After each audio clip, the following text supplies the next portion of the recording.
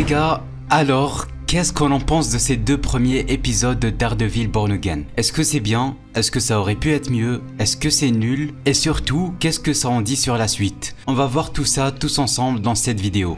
Abonne-toi, active la cloche des notifications et je peux vous dire que quelque chose de très lourd nous attend pour cette série. On va vivre ça tous ensemble sur la chaîne YouTube, que ce soit en short ou en vidéo, et je suis tout simplement trop hype. Bref, installe-toi confortablement, prends quelque chose à boire, quelque chose à manger et on commence.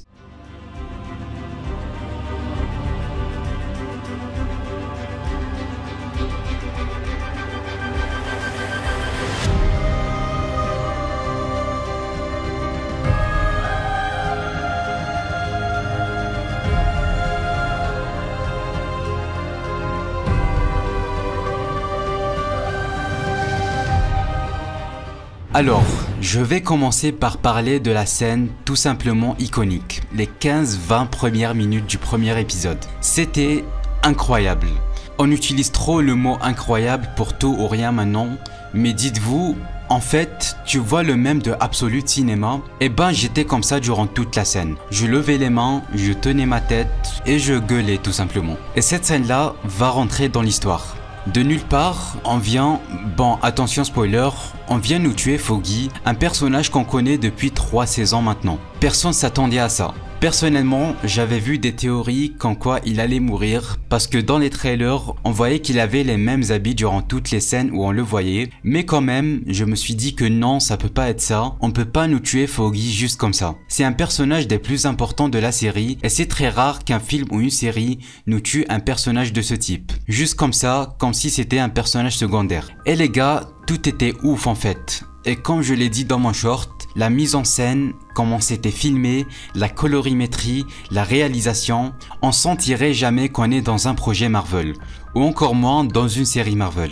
Ces 15 premières minutes là, c'était digne d'un film de cinéma, c'était juste magnifique. Quand Matt essayait d'écouter ce que disait Foggy, avec les bordures de l'écran qui se rétrécissaient et qui regrandissaient après, je trouvais que c'était une très bonne idée. Et on enchaîne directement après avec Bullseye qui apparaît de nulle part.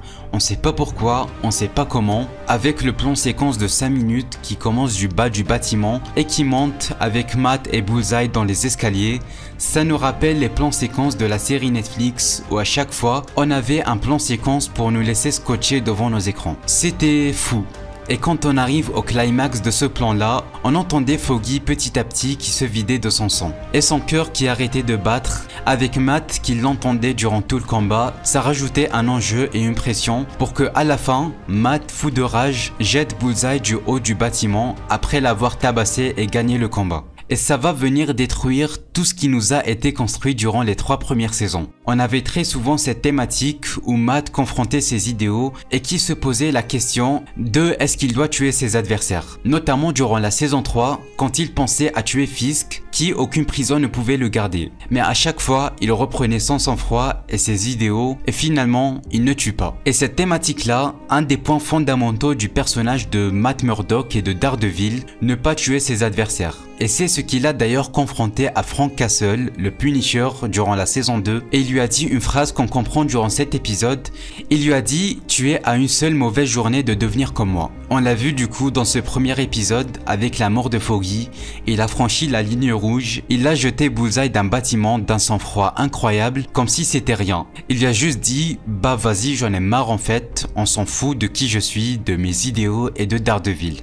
Puis il jette son masque symbolisant la fin de Daredevil. Et on a ensuite une transition avec l'intro de l'épisode.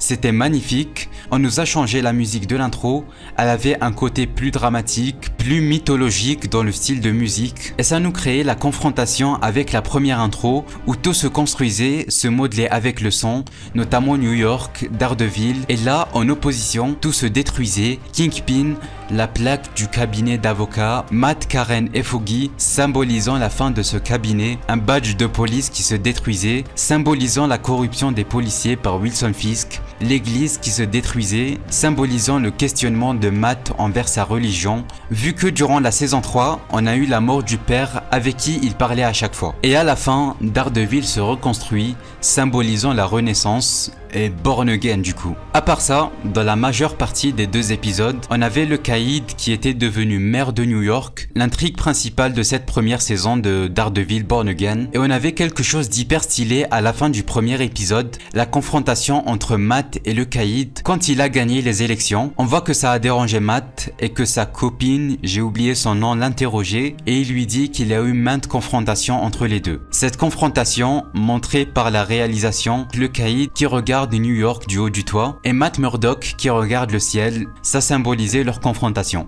Et j'ai trouvé ça très stylé. Et en parlant de cette confrontation, dans la scène où ils discutaient autour d'un café, elle a l'air d'une discussion des plus normales, mais quand on a vu les 3 premières saisons, on sent la tension entre eux. Ils se menaçaient à plusieurs reprises indirectement. Matt lui disait « Reste gentil sinon tu auras affaire à moi ». Le caïd lui dit « Mets pas ton costume sinon tu auras affaire à moi ». Et on sent toute cette pression et ce background entre eux. Notamment avec toute la mise en scène, on avait de très bonnes idées de réalisation. Et pour le caïd, il essayait de montrer qu'il avait changé et qu'il était devenu bon. Personnellement, à aucun moment je me suis dit qu'il était peut-être devenu quelqu'un de bien. Je savais que c'était le caïd, ça restera le caïd pour toujours. Et je pense qu'aux yeux du monde, il va rester propre entre guillemets, mais dans l'ombre, il va diriger tout le cartel et toutes les familles de New York pour aider Vanessa qui est désormais à la tête de tout ça. Et pour peut-être aussi se réconcilier dans leur couple grâce à ça. On voit d'ailleurs qu'ils ont fait une thérapie chez la copine de Matt et ça pourrait être développé après, comme quoi le caïd va essayer de faire du mal à Matt grâce à elle pour la confrontation entre Matt et Kingpin. Et le caïd va mettre la loi comme quoi les super-héros vont être interdits à New York.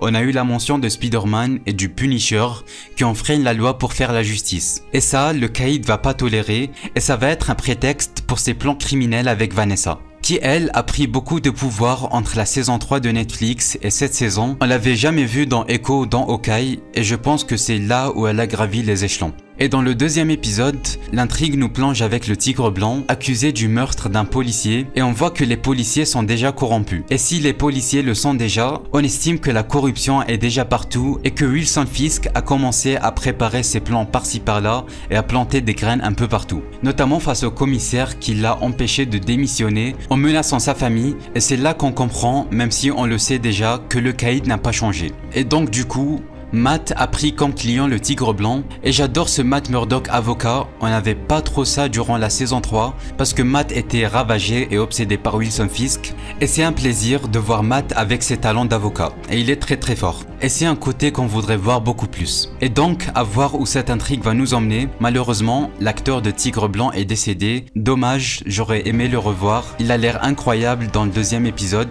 et le combat à la fin de Matt avec les 2 policiers random, c'était incroyable. On sentait l'arrogance de Matt qui souriait et qui leur disait « Ne me frappez pas, ne commencez pas le combat, sinon vous allez être dans la merde ».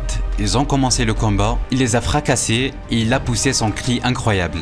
Et comme je l'ai dit dans ma vidéo précédente, ce cri symbolise sa rage, la situation dans laquelle il est, la perte de son ami, toutes ses émotions. Et c'est très réussi de la part de Charlie Cox. Et on a vu dans les trailers qu'il va le faire à maintes reprises. Et personnellement, je dis un grand oui. Et donc voilà, c'est tout ce que j'avais à dire sur cet épisode, que j'ai trouvé incroyable. À voir où l'intrigue va nous emmener, je suis plus que confiant. Certains disent que Tuer Foggy était irrespectueux envers le personnage et les fans. On peut les comprendre, c'est un personnage hyper important durant les 3 saisons. Tu es juste comme ça dès les 5 premières minutes.